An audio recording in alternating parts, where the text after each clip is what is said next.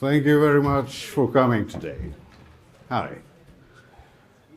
My name is Athan Papadopoulos. I'm a medical doctor, and for 20 years I've been an executive in research, development, marketing authorizations in big pharma, biotechs. Also acting as board director for many companies, and now angel investor, but also ventures and fund investor, advising. I'm very happy to have all of you today with us for this investment trends panel, investment trends and where we are going. We are here to explore the most critical drivers in investment, the trends, the waves that actually change everything every now and then. Sometimes it's economical, sometimes it's something else, sometimes it's COVID, like a pandemic, sometimes it's AI that is blooming and exploding, but also there are several times that are things there that most of us as investors, also as founders, are not entirely up to date with it. So this is why we're here, and I have a very good panel with us today. We're going to talk about access, betterment, climate investments, impact space, the importance of company founders and their drive, fintech, sustainability, emerging markets, and even more emerging ones. Our panelists today will bring up their experience, and I would like to start with giving them the opportunity to introduce themselves.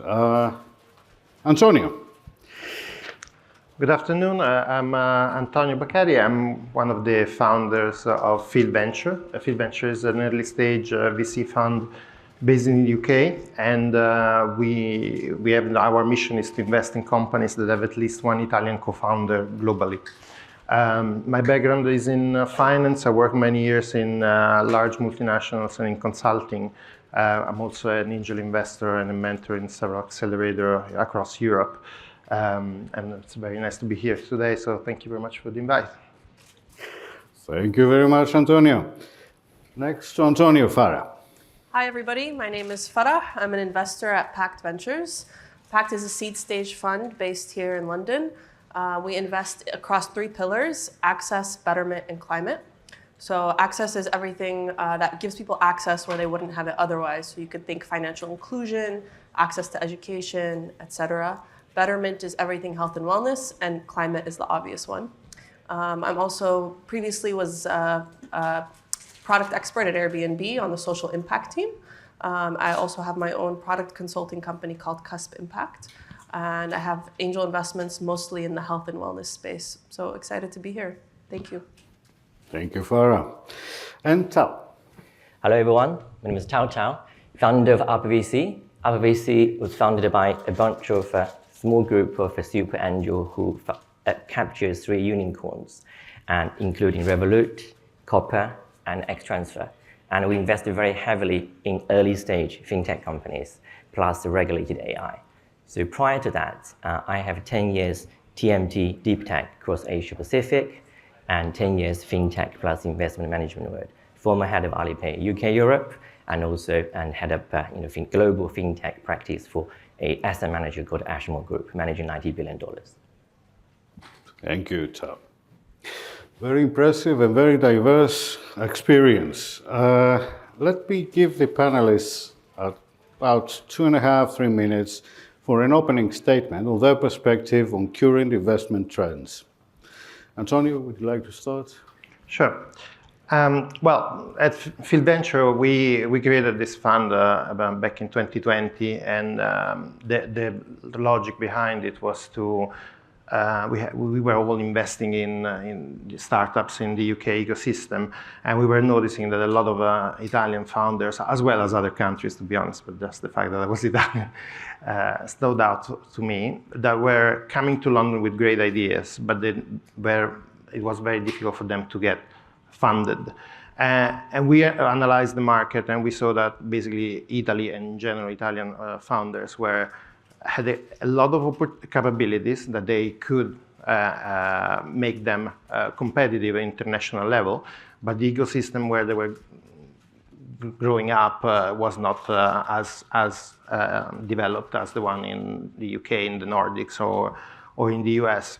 And so we decided to bridge the gap and basically give them an opportunity to combine the best qualities of Italian, creativity, a lot of innovative mindset, and a very good academic background with what is like the process-driven approach in the Anglo-Saxon countries, to make them stand out and be competitive at the international level. And that's what we saw, that was not only Italy, was many other countries across Europe where basically big investors overlook completely most of these countries, and they leave it to the local institution to raise the best in class and try then to be competitive abroad. Whereas what we do, we go at the root, we take the companies at the very beginning, take them to a journey that is different from the ones that they have in their own country, and try to make them immediately competitive at international level. And that is a massive advantage, because the price, in a very simplistic way, the price is very cheap to buy a company from this kind of founders, but also the level of ideas, they are more related to the society and the impact that they can have in a broader country than just Italy, for example. Thank you, Antonio.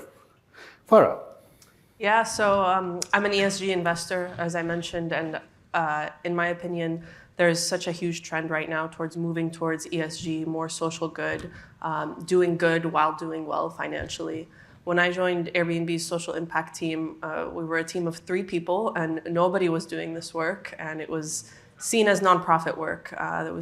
There was no way that people could really imagine how you could do this and be financially sustainable and even make a return. And the world has really changed since then. By the time I left Airbnb 4 years later, the team had grown to 65 people. And now Pact has an entire fund investing in ESG. And we're not the only ones, So even just a few days ago, the Refugee Venture Fund announced that they're raising a £10 million fund here in the UK as well to invest in refugees. We have the Unrest Social Accelerator here in the UK as well. Impact investing is growing more and more, and we see that there's a lot of appetite for it, which was not the case a few years ago even. I think the pandemic was part of a spark that caused that interest, and I think we'll see it continue to grow, and an alignment of being able to do good while being able to do well financially, and those will align more and more over time. Thank you, Farah. So, from what we've seen, global landscape, actually all the VC investment actually reached a peak in 2021, and a year on year actually is falling. And in 23, I think it's the worst moment for the VC investment. But in 24, we saw the uptaking for the early stage investment. And the US still placing the 40-50% in all the VC investment. And interestingly, UK was second, and just right after US, 10% of VC deployment in this region. And the UK is even heavier than a combination of the 5 biggest countries in European region. So that is, I think, why we're headquartered in London, but also with coverage of MENA and Singapore as kind of outreach. And for the fintech itself, and we see there were several interesting aspects. We are now in a high interest era, and the high interest are eating everybody's, I would say, the KPIs and also return everything. So, but we see the opportunity on this side. I mean, from yesterday, basically ECB, dropped the rate, and followed by the Canada Central Bank. We will see by 20th of June, hopefully, Bank of England will actually do some interesting movement. But this is interesting thing happens on the high interest side. And second, the regulatory push, particularly in the financial service side. And the UK is a leader of financial service innovation. classic examples such as the UK FCA have the sandbox. Now the UK FCA sandbox have probably over 700 startups actually, sort of go through that program. And I've seen many kind of central banks and the regulators and across the globe are actually doing a similar thing. And open banking, which is initiated by the PSC2 and 2018, now we see open banking is almost very much, developed very well from UK, Europe, Australia, and also US is very different, more like sort of industry driven. So I see this kind of regulatory push, macro and innovation driven, and can actually make fintech more interesting. And we haven't even talked about AI. We believe we have a specific topic afterwards. Thank you, Tal. Very interesting thoughts, all of you. But I want to keep deep diving in your expertise in your field. And so you gave me the overview. What are the key investment trends you're currently observing in your respective fields, and how are they shaping the investment landscape, but specifically in your field? Yeah, and that's a great point. I came from one biggest tech giant originally in Asia, Alibaba's financial ecosystem, Alipay. So it's very, very interesting because 10 years ago, when we started to develop the fintech partnerships with the financial institutions in the UK, Europe, the couple of challenges we're facing is, so basically you have a platform built in the cloud in day one, API economy, very nicely labeled data. So you can apply the AI, all kind of sexy stuff on that. But you have another side of a traditional institution, which you work with them, you love to work with them, and they love to work with you. The challenges are, a lot of institutions are still, and maintain, operate the last century's, the tech platform, a back-end system. So this is kind of the biggest challenge, I believe, because the analog times and technology and coming to the pure digital and technology, that's a mismatch or the clear gap. So over the 10 years, and particularly from what I've seen from my perspective, I think I've seen so many consolidation in terms of the whole finance. I mean, from retail banking to transaction banking, corporate banking. So you have seen the payment companies in innovation, which we love to talk about, is embedded finance, which is quite a big, heavy thesis we cover. So embedded payments, you talk about a payment company, build a payment, B2B or B2C within this system could actually start to fly because you don't have to grow customer one by one. So the cost of a customer acquisition is a lot lower and the volume are guaranteed. So if you provide a tech enabled platform plus regulatory cover, that will help you to fly. So this is the kind of things we love. We like embedded payments, we like embedded finance, lending, which classic example is buy now, pay later. You've seen buy now, pay later during the COVID time is flying globally, particularly in the UK. So embedded lending, and we see it embedded insurance as well, and embedded in wealth management. So this kind of very heavy thesis we like to talk about, we like to invest with. Thank you, Tal. Indeed. Farah, what about your area, ESG, impact investments? Yeah. So within impact investing, I think health and wellness generally we see has changed the landscape a lot, especially due to COVID. During the pandemic, as we all are aware, a lot of people's lifestyles changed dramatically, and there was a really strong push towards self-care, health, wellness, and we saw a huge proliferation of actual fertility companies around this time as well. And even now with the return to work, we see that there's a huge shift into healthcare, health and wellness and mental health. Companies are getting pretty outrageous valuations in this space, and the space is becoming pretty saturated. So it's a really good time to be in the health and wellness space. Indeed, indeed, I agree very much with that. Antonio, niche investments. From the beginning, during, what is your thought? Well, niche investment is growing. As the panelist said before, we are changing. The economic landscape has changed significantly in the past few years.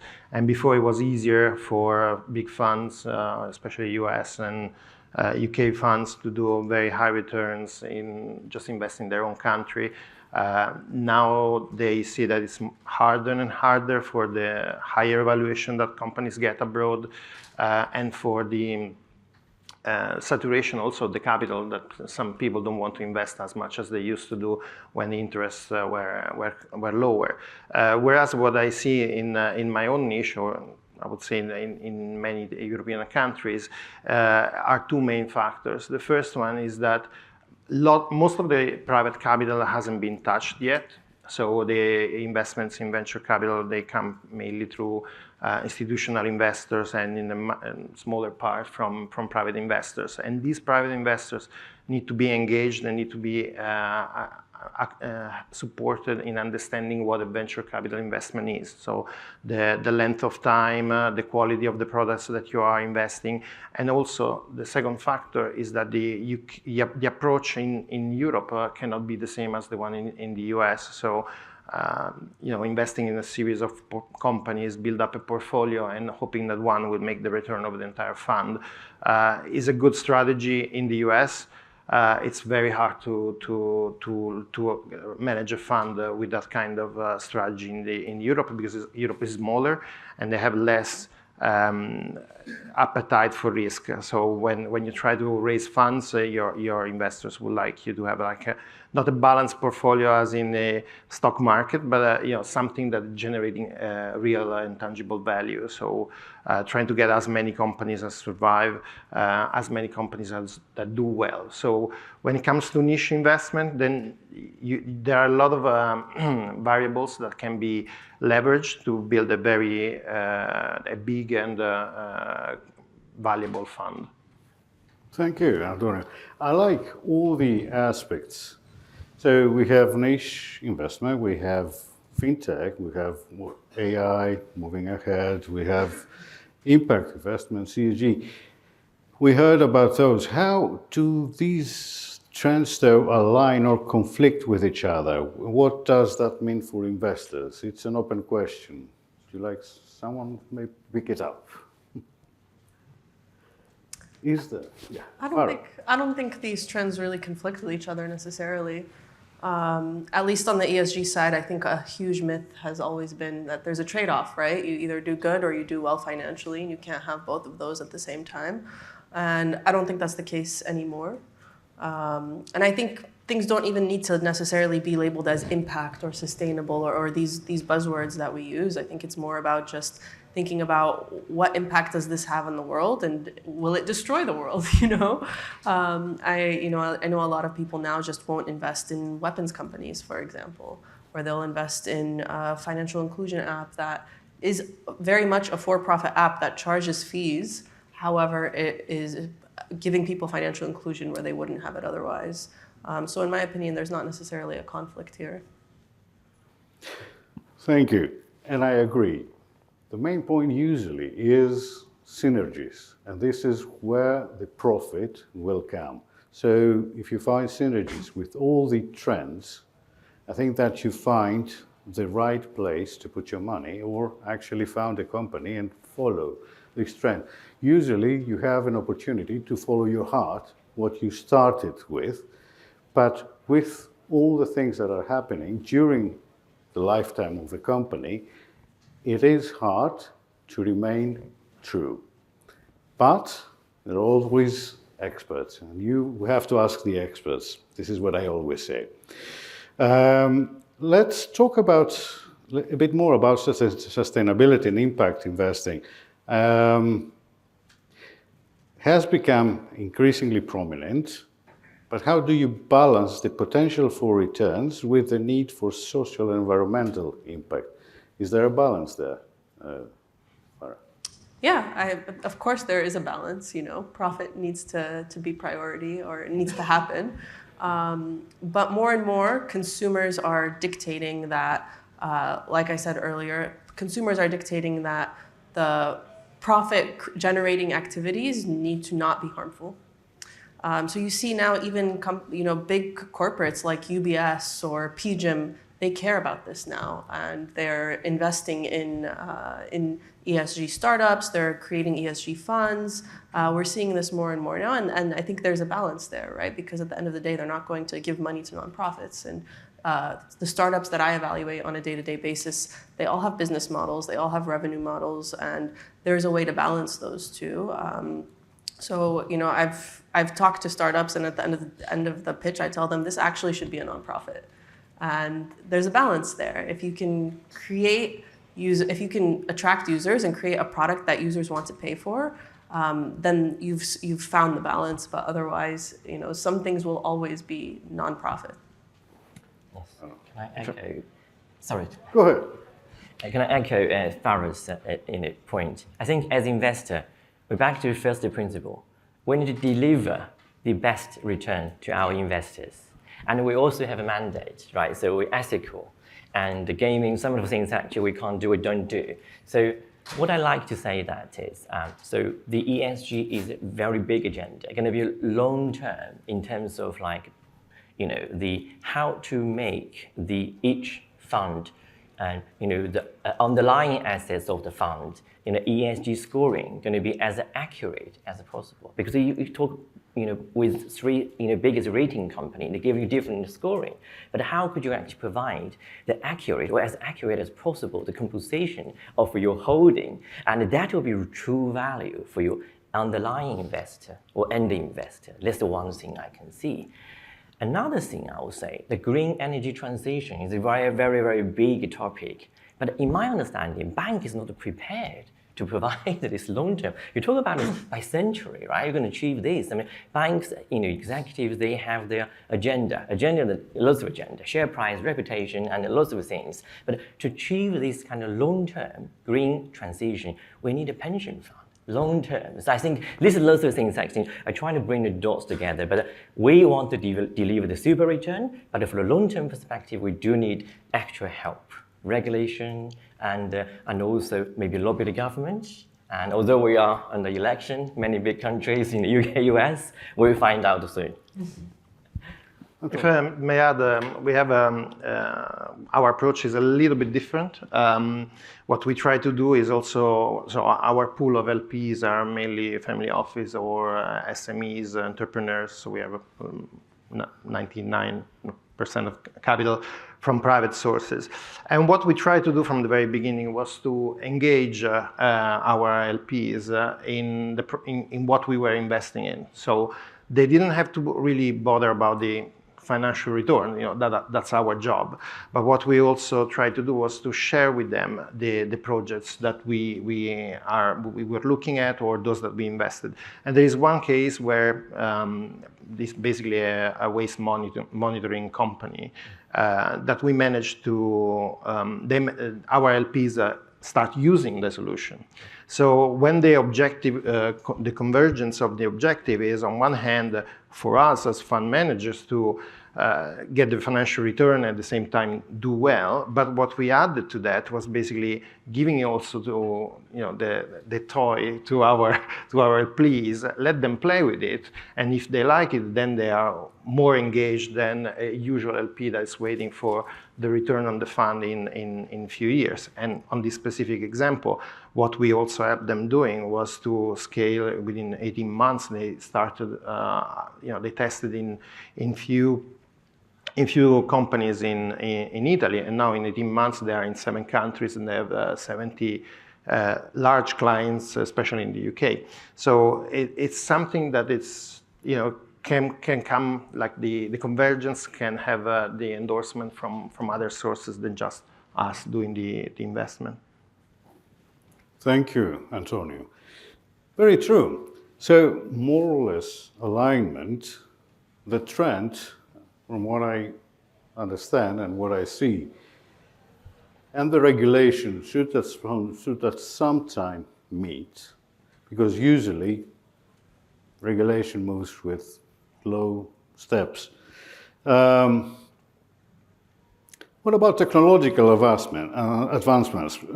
With the rapid rise of machine learning, artificial intelligence, all the buzzwords, other technologies. Which sectors do you believe will be most transformed and why? Can I start with Farah? Yeah, I think when I think about AI, I think there are a lot of companies out there that are starting up in the AI space. And the first question I ask is, can this be done without AI? If so, then we can just move on without the product, because I think AI is such a buzzword right now, and everyone wants to use it, and that's great. But there are some things that just should be done without it, or can be done without it. I think the sectors that will be really transformed are sectors like education, the health sector, sectors that are really not super technological right now. So for example, some startups that I've been talking to, one is a healthcare AI co-pilot that helps doctors need to do less admin work. So it takes notes for the doctors, it generates all of these reports for them, and it can even predict what's going to happen to the patient. So on average, a doctor needs to read 80 pages of paperwork before they see a patient for 30 minutes. So this really summarizes all of that, brings it down and says, this patient probably has X. And then the doctor can come in and just verify that. I think this is a space that will be very transformed by AI. I think education will also be transformed. Teachers similarly spend tons of time grading. It's a huge pain point for them. And they're reading essays, they're grading, and it takes hours and hours and hours. And some sort of AI co-pilot that can come in and change that and reduce the amount of time that teachers need to spend on manual labor will have a huge impact as well. So those are the two spaces that I'm watching most closely. Thank you. So, yeah, let's start with the regulation. I think European, in terms of AI regulation, is absolutely ahead of anyone else. And in the EU, there was the EU AI Act coming to into real since March, and they categorize different risks of AI company from super high to low. It's really helpful. And the UK is doing something similar or better, but subject to the election, so I can mention that again. And in the US, likewise. So that's one. And two, what our strategy on the AI side? I mean, AI is not a big thing. With Nvidia's price, share price went up to $1,200, and I think it's a little bit overheated, in my view. But what AI does really help in my fintech area. I mean, there were so many areas to cover, but we are focused on a few things. One, use AI to deal with historical data and come back with a good prediction. And this is going to be really useful, help you to make decisions for financial lending. That's kind of a classic example. It's how a few fintech companies actually do it well. And second, the financial crime is, just never ending, right? With the crypto price, start rallying this summer. I think the financial crime regulation tech, by using the AI and give you prediction and give a customer advance notice, this could be a challenge. So that is something we like as well. Third, and moving forward, we believe with AIs, and particularly with the AIs competition across all big tech giants, the barrier of accessing to this top level of AI technology are lower and lower. But this just gives you another challenge. We're talking with regulated industry, regulated data, and regulated privacy and everything. So how could you utilize the large language model capability, AI capability, but however, don't share this sensitive data outside of the walled garden? Is our third strategy. I hope this just gives you a bit of like a color of our focus and against these pain points. thank you, Tom. Antonio? Well, I would like to take a step back. I think the big challenge that AI has, on one hand, is what Farah said, that people need to understand how to use it, and everybody's using it improperly. Most of the people improperly at the moment. But it's also a matter of trust, because if you look back when computer came out, the average person will tell you, yes, computer will do everything. without even knowing what they were going to do. And AI is pretty much in the same spot at this moment. So they are not going to do everything for you. They are going to do some of the things that you're currently doing way more efficiently. And that is basically when we see a lot of pitches of people coming over and say, yes, with this we can revolutionize that industry, or we can make a massive impact on that thing. And then when you go a little bit into deep, it's not as big because they can't really do that. So for me, when I look at the two of the pillars that we have, for example, energy and manufacturing in the second fund that we are building at the moment, when you see, in the energy sector, AI can help you a lot, but at the same time poses a lot of risk in terms of operations or whatever. Like if you have an oil and gas platform or a refinery, and you can outsource or let everybody do things, you need to have the trust that is going to do it in the best possible way. And also on the manufacturing side, because we have a lot of LPs that are from that background, it's really a matter of don't scare them too much. The moment you try to say, oh, but this thing will help your company growing, you also have to assist them in understanding how and when. So we see a lot of value in obviously in this application in AI in general, but it also needs to come with a lot of effort to support the not the first adopters, but the other users that will basically make the biggest chunk of users of this technology. Thank you, Antonio.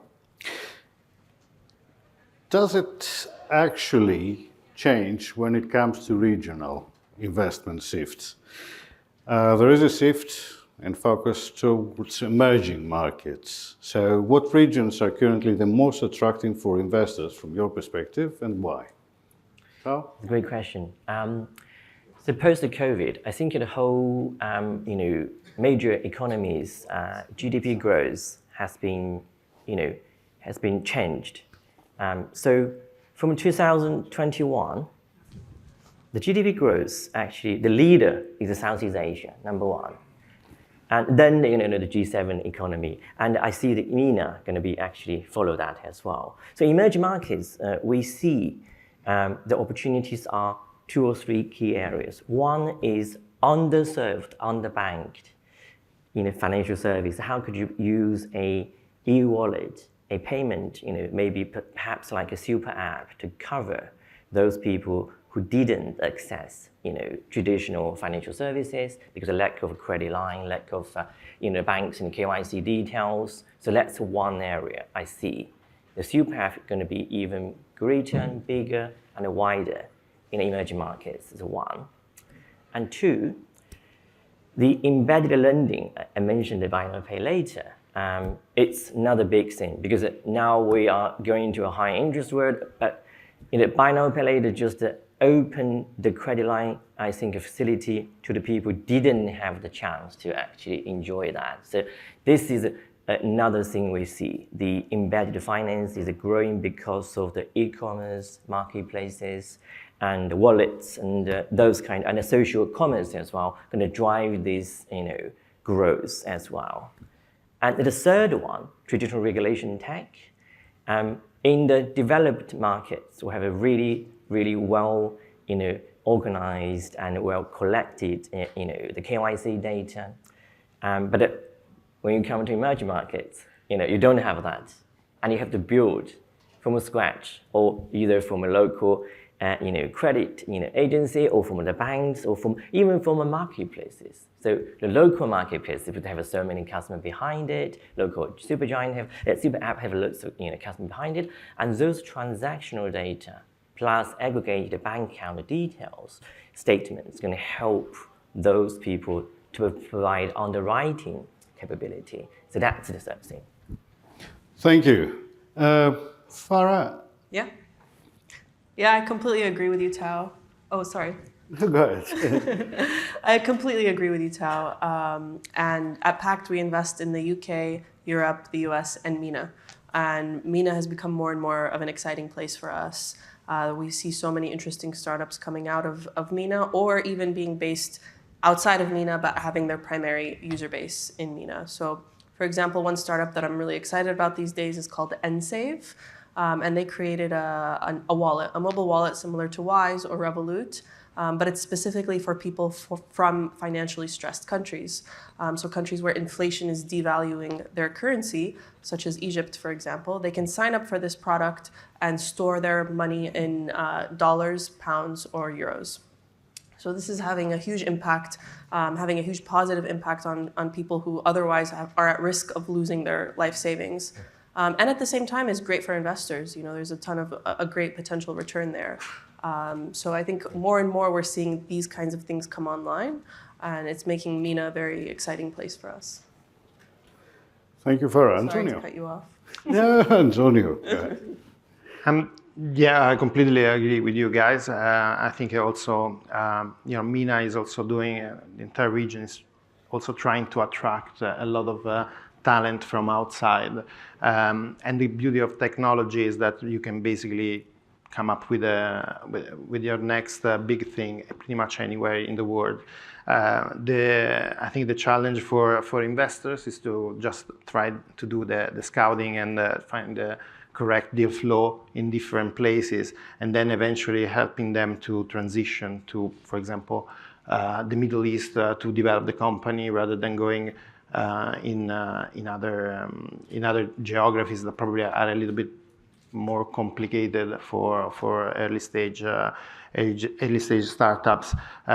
My biased view, unfortunately, is that I think the south of Europe has a big potential at the moment because the projects that are there are coming from people with a very high level of academic background. They can they live in a region that is not as developed financially as the others, and so there is a massive opportunity there to support those countries or those founders in those countries and try to make them be successful abroad, and that will generate a great return, pretty much in the same range of the best performing funds in the US if they're well searched and funded. Thank you, Antonio. We're closing down. We're almost there. So I will ask each panelist one final closing remark, summarizing your views and offering a final advice to everyone, myself as well, on the investment trends to watch. So let's start with Tao. I think for 2 lines. Number one, if we're going to stay with high interest for a while, right? How are you going to survive? And how to self-generating cash, and how to minimize your operating cost and keep showing the profit in projection, or the key attractions to your existing or prospective investor are the key. Thank you. Amazing. Yeah, I would say watch the ESG space. It's continuing to grow. At the same time, valuations are very high right now across sectors. So I would say watch for a market correction in the next few months, years, and things will get better with time. Thank you for that. Antonio? I would say be curious. Try not to have a lot of bias when you look at projects, and try to understand whether the projects that apparently don't seem to be fitting your investment strategy can actually be changed a little bit and improved and become the star that you want it to be. Thank you very much. Thank you very much. And I want to thank our panelists. I want to thank you, everyone. It has been great. Thank you.